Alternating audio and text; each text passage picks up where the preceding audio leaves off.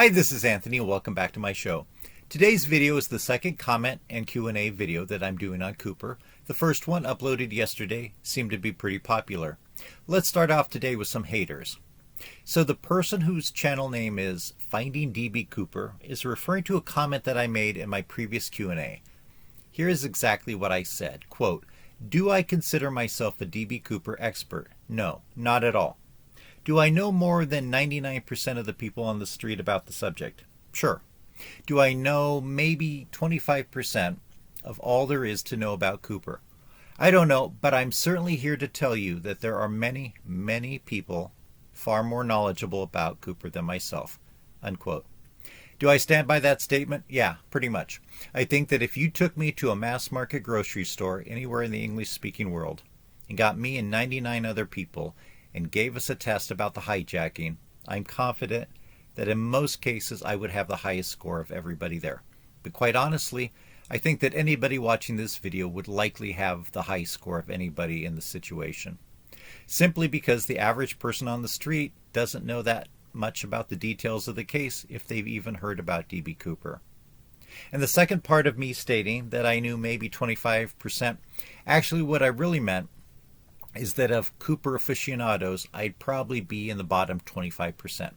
I'm guessing that 75% at least of the people who are really interested in this case know more about it than I do. So my whole point was that I'm not an expert on this. I'm simply somebody who is taking the time to do research, mainly looking at other people's research and bringing it to the attention of people that are interested in watching my videos. When I see research or conclusions or even facts that I think might be weak, I bring that up, and if other people agree, then maybe we can try to move the needle into a more accurate direction. I'm sorry that the commenter thought that my video was filler. I try to make thought-provoking videos about Cooper and other subjects, and it seems that most people enjoy my work product. Here's a screenshot of my top videos that I've uploaded. All of them have been done by me, and most of the top ones are about Cooper. I would think that if people thought I was wasting their time, that I wouldn't have nearly 20,000 views on my most viewed video and thousands of views on my other videos. And here's a screenshot of the commenter's channel. He doesn't really make his own videos but uses other people's work, but he gets views in the hundreds. But good luck on growing that. I think it's important for everybody who wants to contribute to the study of DB Cooper. Here's a more positive comment. Thank you very much for subscribing, and thank you very much for the suggestion. There's so much research to be done on this topic that I haven't listened to the Cooper Vortex podcast yet, but I certainly will at some point. I'm honored for you to think that I have much to contribute to that podcast that somebody else does at this point, but I don't think that I have the expertise, but perhaps in the future. Again, thank you very much for your kind comments. Here's a message from one of my viewers that I engage with almost every day over comments and questions that they have. Thank you so much for all your nice probative comments. The last part of his comment is referring to a previous question that he asked me about a new movie that was recently released called I Am DB Cooper. It seems to have gotten mixed, if not downright negative reviews, at least by some people. I'm sure it will be on video pretty soon if people are interested in watching it. By the way, the man in question evidently is still alive and is 70 years old, according to a recent news article. The hijacking took place 51 years ago. Somebody 70 years old today would have been approximately 19 years old when the hijacking took place. And remember, Cooper's age is estimated to have been between 45 and 50 at the time of the hijacking. Despite the fact that this gentleman is most likely not DB Cooper, I'm sure some people will still be convinced. Okay, here's a nice comment from Randy R. I agree with you, there is no consensus over the pre-hijacking ownership of the tie in question. And by that I mean, who did the tie belong to prior to Cooper wearing it on the night of the hijacking, November 24th, 1971? I have no doubt that the tie that Cooper was wearing during the hijacking, and he left it on the seat when he when he went to the back of the plane to jump. I have no doubt about it, but I couldn't prove it in a court of law. But there are many people, including people who message me, who believe that it was not even the tie that Cooper had. They believe that it was a tie left by a previous passenger, which I would say there is a 100% chance that's not the case. The reason I say that is because it would require the previous occupant of Cooper's seat to have left their tie when they departed the airplane. The air crew goes through to straighten up magazines and pick up items that are left behind and make sure there are no cups left and all the seats and trays are in the upright position. This scenario would require the air crew not to notice a black tie lying on the seat. And then Cooper comes on board and by coincidence sits in that particular seat and doesn't seem to mind that he's sitting on a clip-on tie, which, if you don't know, has a metal spring-like feature behind the knot which would be extremely uncomfortable to sit on. In this scenario, it requires that he sit on the tie for about 4.5 hours, and then when he departs, he gets up and the tie is still there. Again, I think that there's a 0 chance that this tie had just coincidentally belonged to someone else who had sat in that seat prior to him. And my understanding is he sat in the seat from the flight from Portland to Seattle, and then from Seattle on towards Reno, where he jumped at some point. So, was the tie his own, or did he get it from someplace else? That certainly is the big question, because as you're well aware, it now seems as though hundreds of thousands of various particles have been retrieved from the tie. The latest reports are that there are both pure and alloy titanium, among many other substances and elements found, particularly in aircraft manufacturing and the high-tech sectors from the early 1970s. I know that there are some supporters of the theory that some of these particles could only have come from a small lab at RemCrew in Pennsylvania, where there might be only 8 people working with that alloy. I've made other videos and I point out prior to that at RemCrew, there were certainly other people working on that particular alloy in question in Ohio, and there could well have been people throughout the world who were working on it prior to 1971.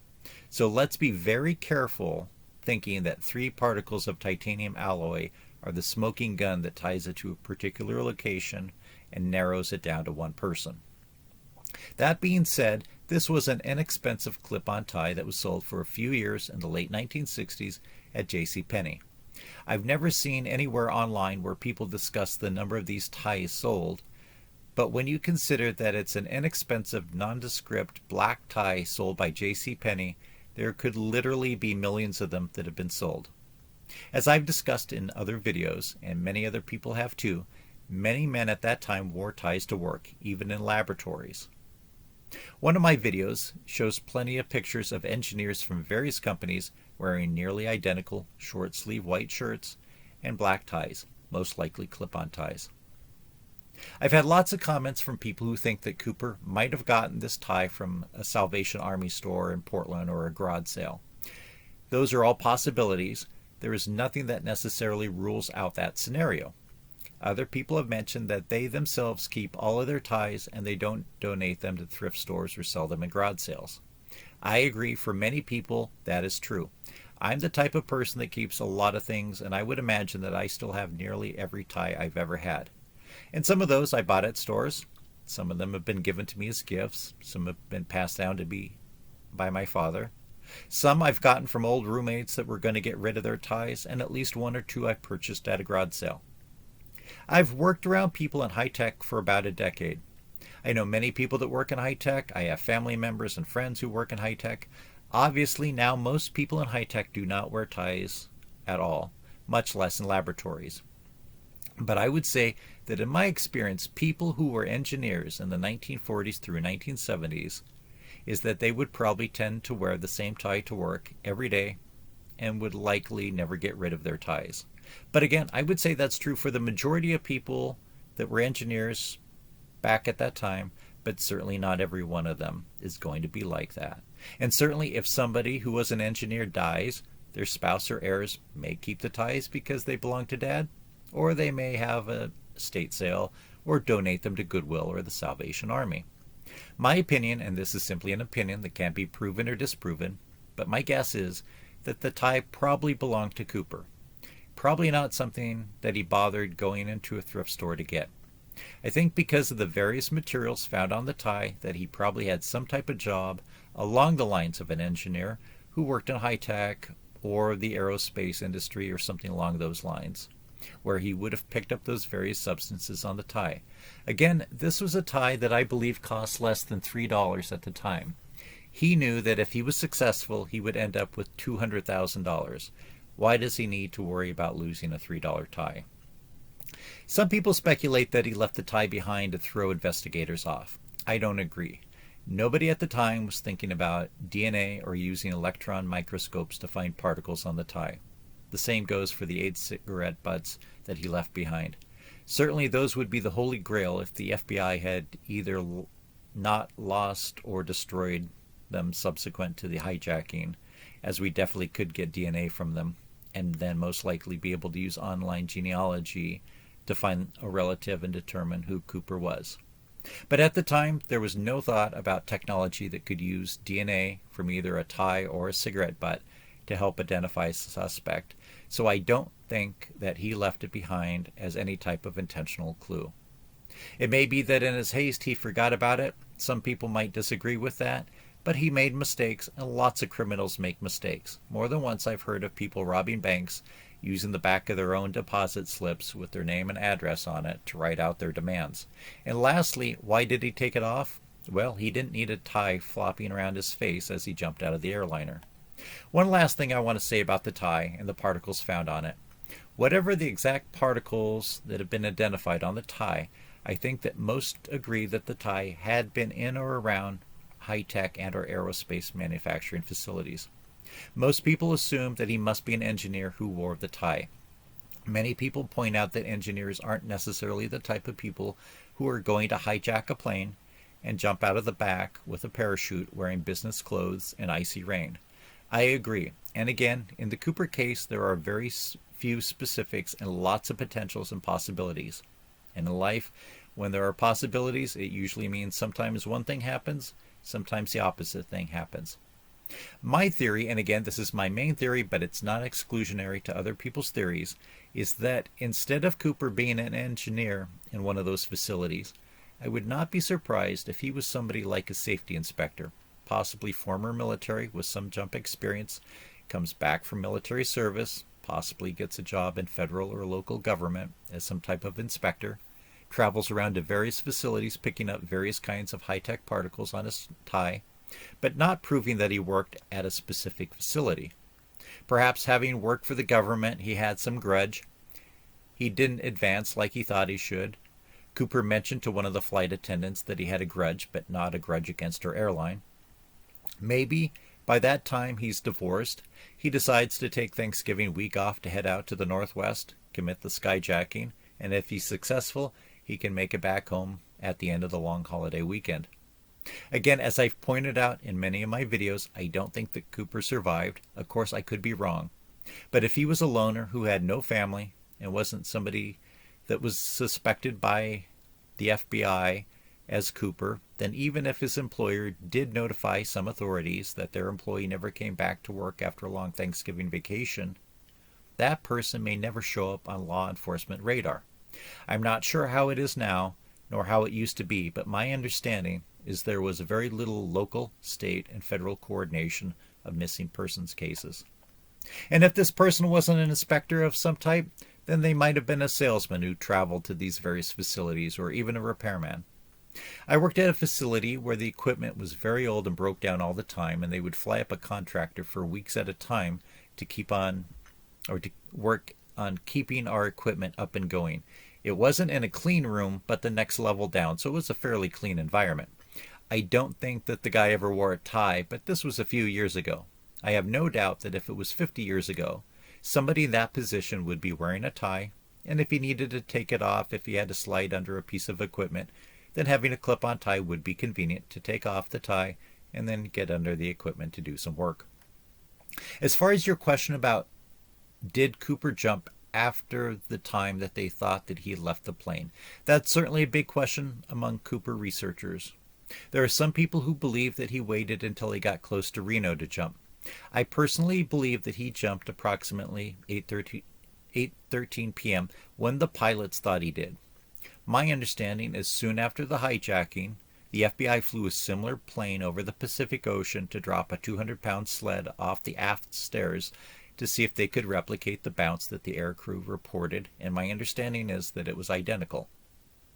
However, there are a lot of researchers who disagree with that and think that he got closer to Reno, or even just jumped out a few moments later somewhere over Oregon. There's also speculation that the pilots may have been flying faster and higher than Cooper demanded. Evidently, the thinking is to make it harder for him to survive the jump. If he did survive and they were going faster, then he would have jumped farther south, which lends some credence to the belief that he landed in Oregon instead of Southwest Washington. There's some people that believe that he stayed on the plane until landing in Reno and that he was able to sneak off without the FBI seeing him. My understanding is that the plane was surrounded by FBI and Reno police. I don't think that Cooper was able to hide himself and the money on the plane and then get off with the money without being detected. And that would require for him at some point to go back up to Washington and hide some of the money on Tena Bar in the hopes that someday an 8-year-old would dig a fire hole and find the money. Again, I don't think that happened. Okay, I think that's all the comments and questions and answers for today. Don't forget to hit the subscribe button if you haven't already, and I would love it if you click the like button and leave me comments or questions. I really do appreciate them. Thank you so much for watching.